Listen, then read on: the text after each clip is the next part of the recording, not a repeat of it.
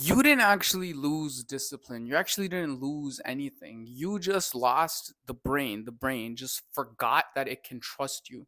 And to rebuild that trust is not as difficult as we make it out to be. But it's very important to understand that your brain doesn't believe a word you say.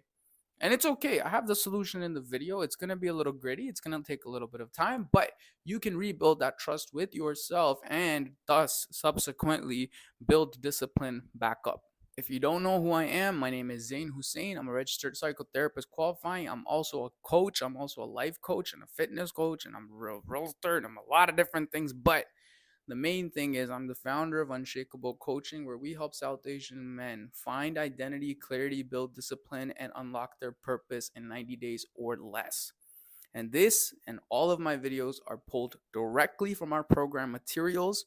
And this video is going to give you a little taste of how we rebuild discipline through our program, but this video will help you if you want to do it on your own.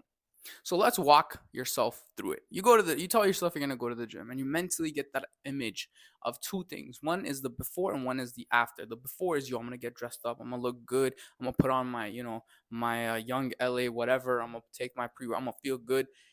And you attach yourself to the outcome, which is I'm gonna feel good, I'm gonna get a nice pump. Problem is you don't go to the place, which is that I'm gonna have to do grueling reps in the gym, bored out of my mind. And that is when the first trigger or whatever happens. Number two, you go there. And now when you're in your car and now it's time to actually work out, you come home and you don't go, or you sit in your car, or you procrastinate, whatever it may be. That's the thing, is your brain hasn't caught up to the reality.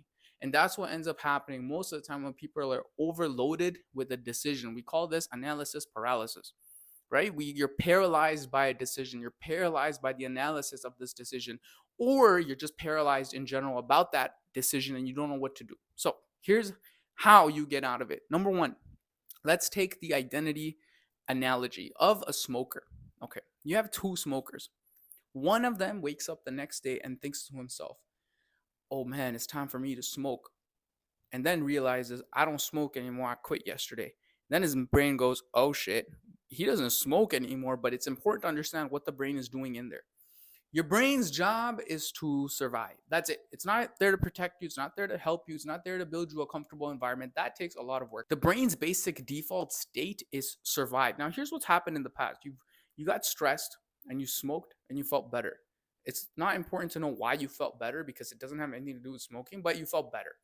Your brain now learns this guy gets stressed, he smokes, feels better. Stress, smokes, feel better. So it repeats that pattern and you repeat it. And now your brain has learned stress is the trigger, smoking makes it better, and I will feel better and clear after whatever. Okay. Then you have the smoker who wakes up the next day and thinks, I have a weird sensation in my body.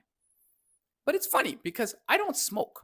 I do not smoke. I don't know what smoking is. I've never smoked in my life. I despise smokers. And he goes about his day. And the thing is, the second he stumps that in the ground, that now his identity is based in the fact that he doesn't smoke, the rest of his day will be easier. So, how does this apply to the gym guy? Here's how. You've built an identity by repetition of not doing something or failing at it. Now your brain expects you to fail. So going against it is not going to work. It's going to cause you nothing but anguish. But working with it might actually end up helping you get to the gym consistently and for long enough that it's now become a habit. So how do you do it? How do you do it? Okay. Number one, this is called the micro habit principle that I've developed. Number one, you find something so tangibly small related to that goal that it's almost so easy to do. It's hilarious. What we give guys in our program is do 10 push-ups during your day. That's it, just to do 10 push-ups. When you do that easy thing and you reaffirm it back to your brain through actual journaling with a pen and paper like I have here, you write down, I did 10 push-ups today for my physical activity goals. It felt really good. This is something I aim to do every day. It's something that's going to help my future self. What that does now is teach your brain that you, A, keep your word, B, it feels good to do this thing that's related to the bigger goal, and C, you are a man of your word. You're consistent, all those things. Okay. So because all of those broken promises became one pathway, now we're forging a new pathway. And in order to forge this one so it lasts permanently, we must take our time. So you're not going to go to the gym. If you haven't gone to the gym in months, you're not expected to go now. You're expected to start very, very small. So doing the 10 push-ups. Or if you're someone who's gone to the gym, but like you've fallen off, okay, you can go once, but not any more than that until you reaffirm it back to yourself until one specific thing happens.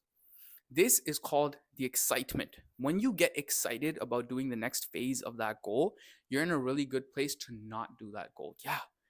When I get messages from guys and they're like, listen, we've been going to the gym once every week. Like you said, it's been 3 weeks, dude. Can we go the second time? I'm like, no, you're not going the second time. That excitement needs to be used as a crutch so that when you're entering the next phase of that habit, you're able to do it with ease. If the guy does it immediately when he feels excited, the chances of falling off are way higher. So you're not actually fighting any parts of yourself. The entire idea of fighting needs to be diminished. You are just trying to find out a way to work with your brain when all your brain has learned thus far is that this guy lies about the things he says he wants to do. The framework and neuroplasticity breakdown that we use is number one, repetition.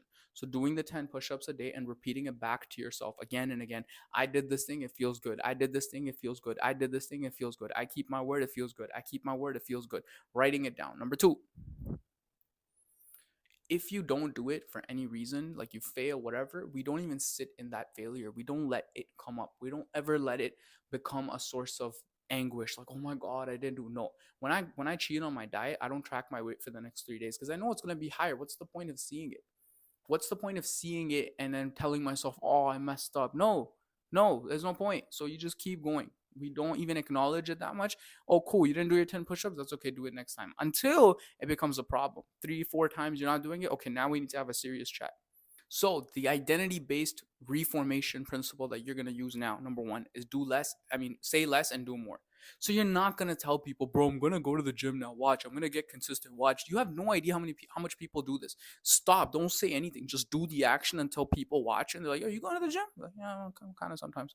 People ask me, I go to the gym a lot, and people are like, "Yo, you go to the gym?" I'm like, yeah, I try, whatever. I'm here and there. No, because you don't want it. The second you start telling people about your goals, bro, the dopamine spikes. You feel better about the thing by like without even doing it. It defeats the purpose. So you're not gonna tell anybody about your goals.